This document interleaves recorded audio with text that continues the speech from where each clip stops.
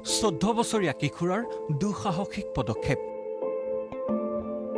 নদীত সাঁতুৰি উদ্ধাৰ অসুস্থ পহুক।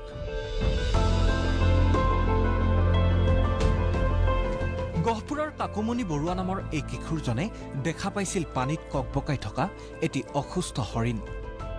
লগে লগে ভৰা নৈত জাপ দিলে শিশুটিয়ে। 2 কিলোমিটাৰ সাঁতুৰি উদ্ধাৰ কৰিলে গুৰুতৰভাৱে আহত এই হৰিণটো। দেখিলোঁ ফেন নিচিনা কিবা আহিছে, হঠাৎ মুখখন দেখিলোঁ, এতিয়া দেখিলোঁ এইটো পহু হয়। 2 কিলোমিটাৰমান সাঁতুৰি পেলাই পহুটো ওচৰত গ'লোঁ, পহুটো পলোৱা নাছিলে পহুটো। এতিয়া ধৰি আনি পেলাই চালোঁ পিছ অংশৰ পৰা তেজ ওলাই আছে আৰু মুখত আঘাতপ্ৰাপ্ত পহুটো মুখতো। এতিয়া ধৰি আনি হিমেক্স লগাই পেলাই মাখি চাখি পৰি আছিলে তেজ ওলোৱা জেগাৰ পৰা আনি পেলাই থলোঁ। এতিয়া ফৰেষ্টক ফোন কৰি পেলাই ফৰেষ্টৰ মানুহ আহি লৈ গৈছে এতিয়া। কাজিৰঙা 6ষ্ঠ সংযোজনৰ দিশৰ পৰা হেলেম নদীত উটি অহা পশুটোৰ মুখ আৰু পিঠিৰ পৰা ৰক্তক্ষৰণ হৈ আছিল। অৱশেষত বন বিভাগক খবৰ দিয়াত উদ্ধাৰ কৰা হ'ল অসুস্থ পহুটিক।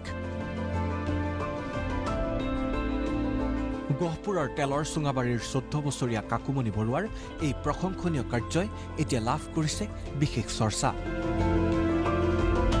গহপুৰৰ পৰা ৰমেন বৰাৰ ৰিপৰ্ট, প্ৰতিদিন টাইম।